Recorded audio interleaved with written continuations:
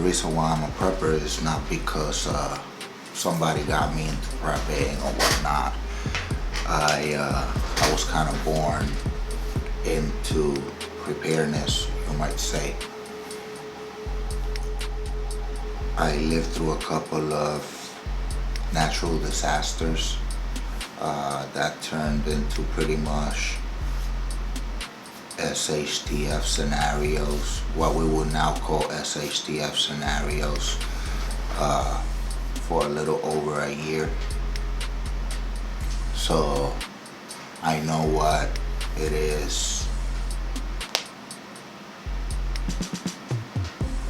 to live under martial law. I know what it is to have no electricity, no water, no food, having to go and hunt food, fish, basically go to the mountains and see what kind of fruits and vegetables you can find and you can gather and stuff like that. So that's the reason why I'm a prepper. I basically grew up in turmoil and stuff like that, like seeing a lot of killings and like just seeing people in the floor dead. I think I witnessed my first murder when I was about 6 or 7. Somebody got stabbed like about 80 times. So yeah, that's what made me a prepper. I was always taught that, I was always brought up that a prepared man is worth 2, meaning that if you're prepared, you're worth 2 men, basically. That's what it's trying to say, and I was always brought up that way. So now that society has basically collapsed or is basically on its way to collapsing, it's almost there, whether you want to admit it or not, whether you want to say yeah or not. It's basically the path we're heading down, and I don't like it. So I have this conviction of letting everybody know to prep. You have to prep. You have to be ready for whatever comes your way. May that be a natural disaster, may that be being able to heat your home in the winter. Do you have alternative measures in order to heat your home in the winter? What is your primary method of heating? May that be oil, natural gas, electricity, whatever. If during the winter months, the grid just happens to go down, or you can get oil, or the oil price goes too high, or whatever the reason might be, society finally collapses and there's no more deliveries, no more oil, no more nothing. Nobody's paying nothing, nobody's paying their bill, nobody's paying their oil, nobody's paying their heating. So of course there's gonna be stuff like that happening. Are you prepared for that? Are you prepared with a bug out bag?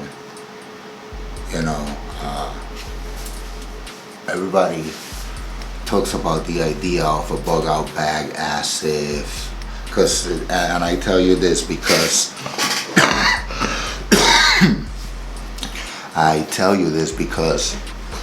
there's a lot of friends that I know, there's a lot of people I know who have the concept of the bug out bag, and they have all of this stuff, in their bug out bag, but they have nowhere to go. Or they're under the impression that they're just gonna walk into the woods and they're gonna hunt and fish and gather vegetables and edibles and mushrooms and they're gonna end up living like that during any SHTF. But I don't think that's going to happen. I'm not saying I don't completely believe in the idea of a bug out bag, of not having a bug out bag, but I don't have a bug out bag. So if I had to, let's say, run out of my house, right? If I had to run out of my house and flee, and there were people trying to,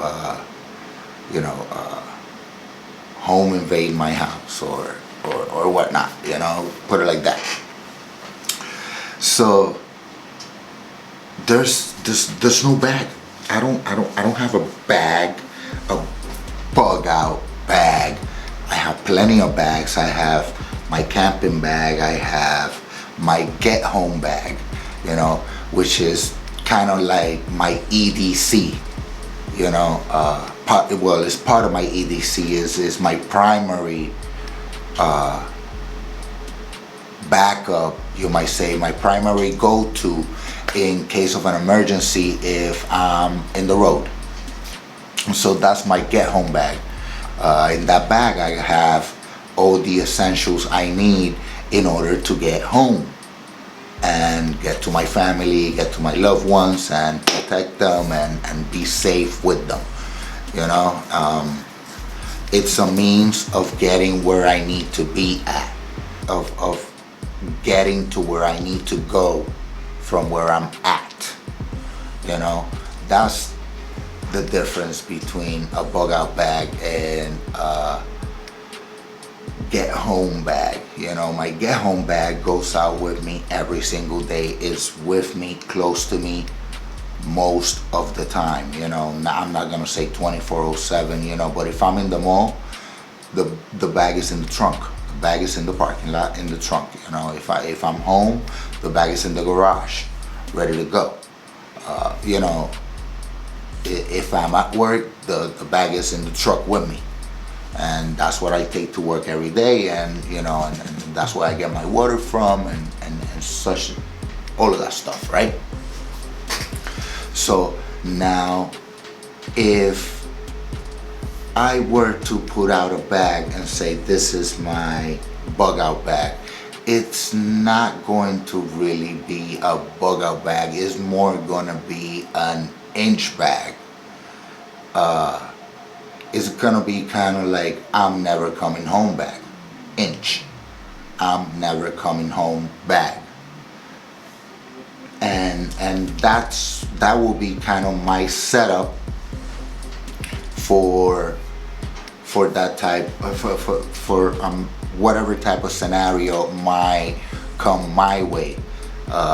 So let's say if I had to actually flee, I'm grabbing some of my gear, if I have time for it, of course, which pretty much I'm pretty sure I will. So I could grab my inch bag and run out the door and hit some cash on the way, some caches on the way, or go hide somewhere until I can take my property back, or I could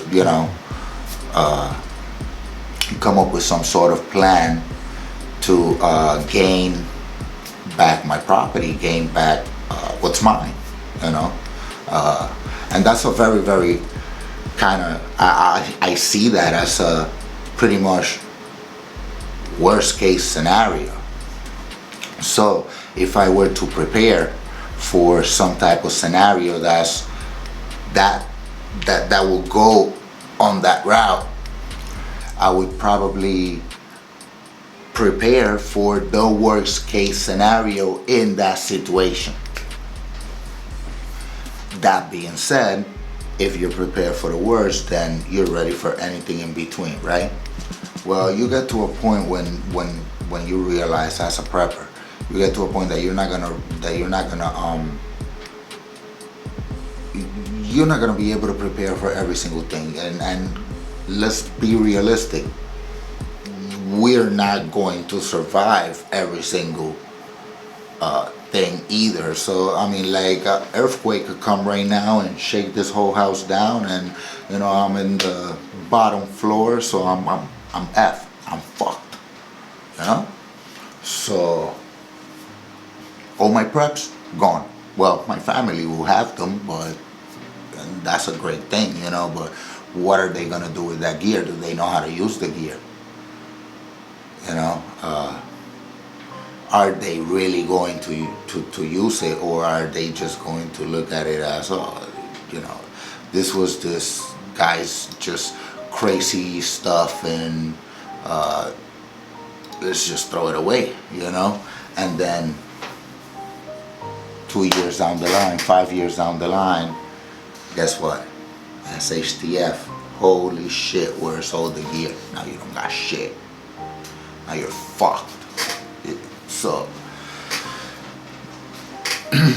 when you prepare and you have not only the right gear, but you have the skills, you must have the skills to be able to use that gear effectively, then you are on your way to becoming a better prepper, a better person, a better leader in your community that's gonna be able to make better decisions. Whether you're making them for others in your community, whether you're making decisions for your own family or for your own self as a person, as an individual, you're gonna be able to make better decisions if you keep calm. What I'm trying to say, guys, is if you don't prepare for whatever scenario that you see in your mind coming or possible to happen, you're not gonna get nowhere. You're not gonna get very far. It's common sense, If you don't have the skills to defend yourself, I mean, let's face it, we're not Bruce Lee and shit, but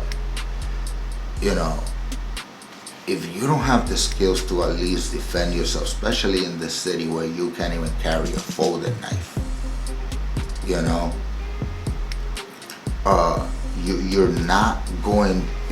not going to survive. Look at people are trying to flee the city left and right. They're going for it. They're saying, hey, it's fucked up in here. Let's go. Let's roll. But why did you wait that long?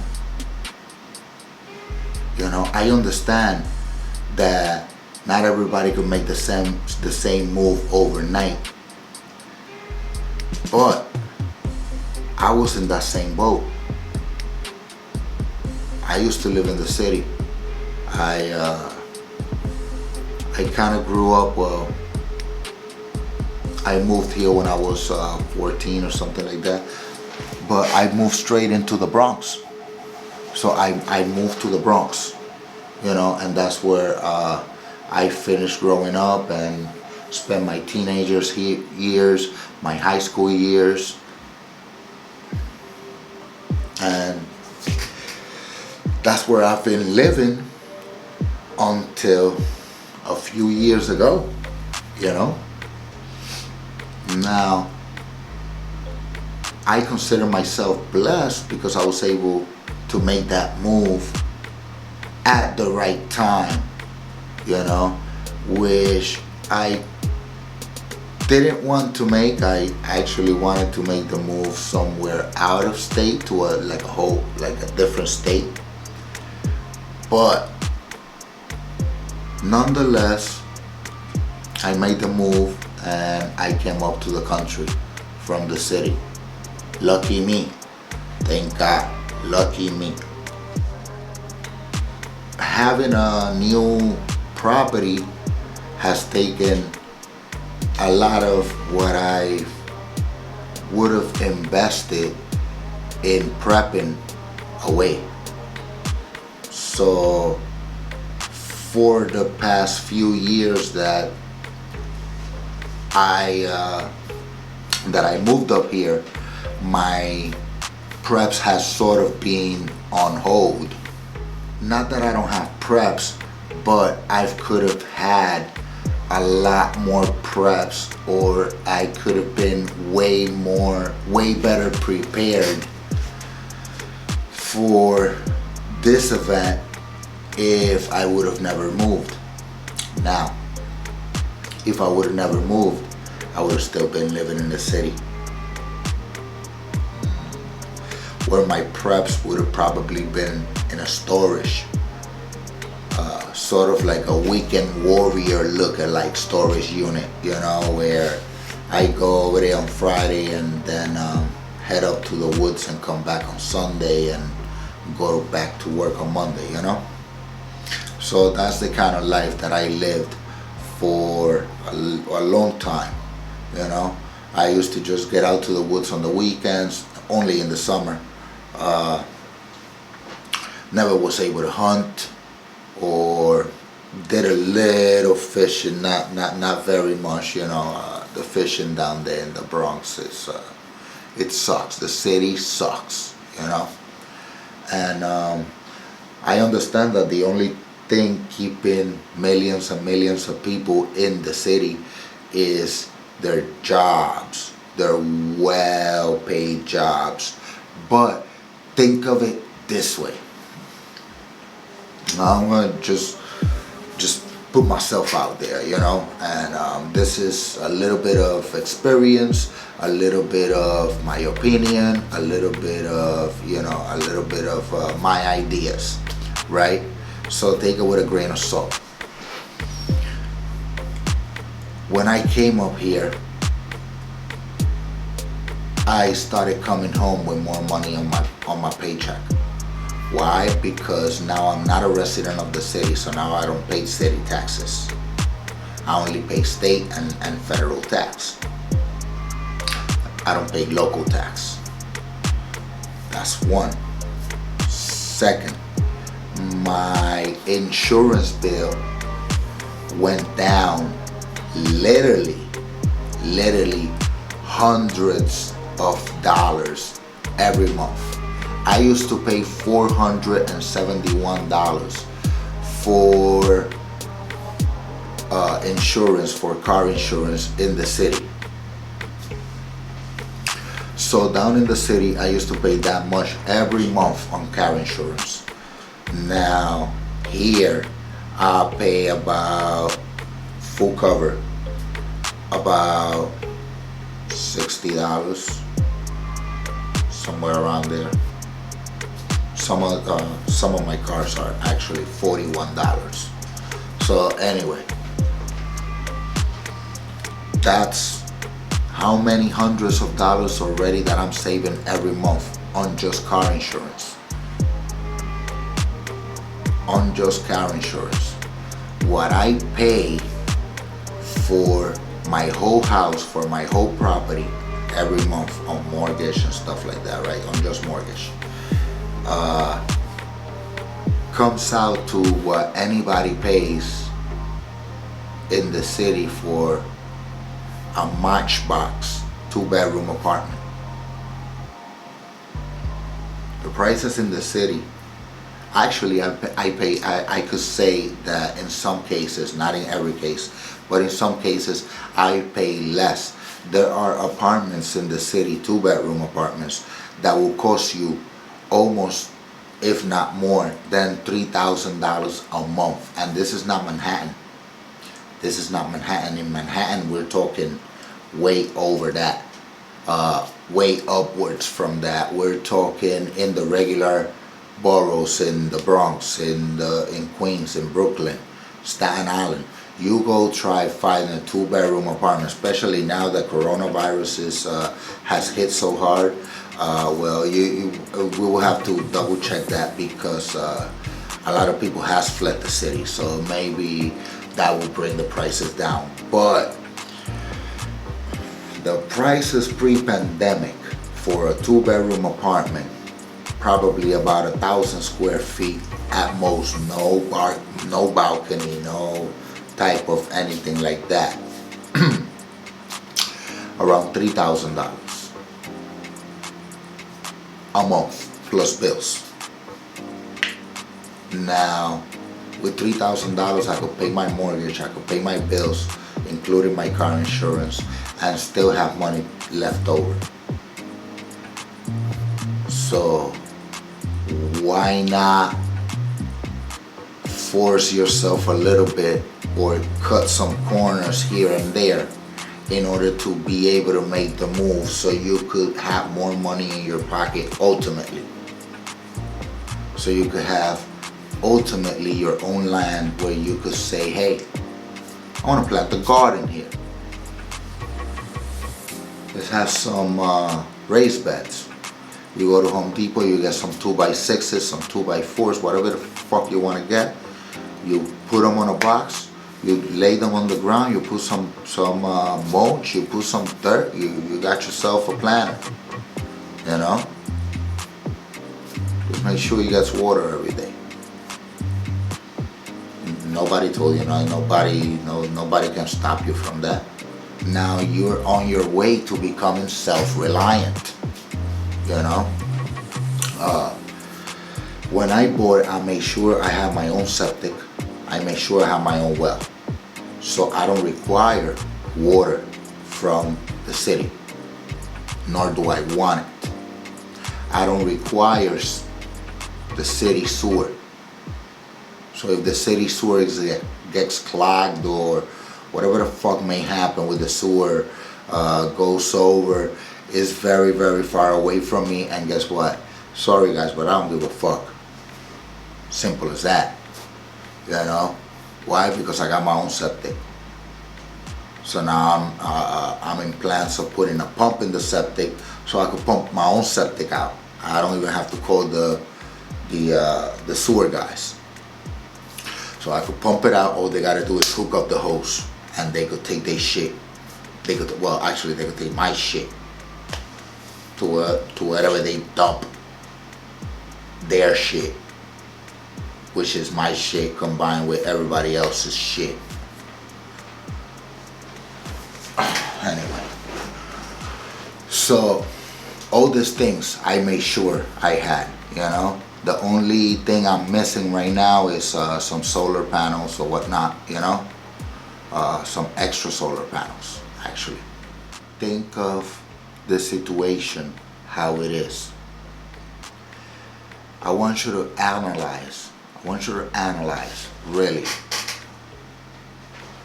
what it is that you think, whatever it is that you think it's going to happen. I don't care what it is that you think it's going to happen, but I want you to visualize that, right? And when you visualize it, you visualize, how can I prepare for such an encounter, for such a tragedy, for such whatever it is, you know. I'm probably gonna walk out my door at 2 o'clock in the morning or at 5 o'clock in the morning to go to work, and aliens are gonna come adopt me. So prepare for that. You might have to get a lightsaber. Guys, if you like what you saw, then comment, like, subscribe, help out the channel. by doing those things, and maybe the algorithm will pick it up and put me out there somewhere.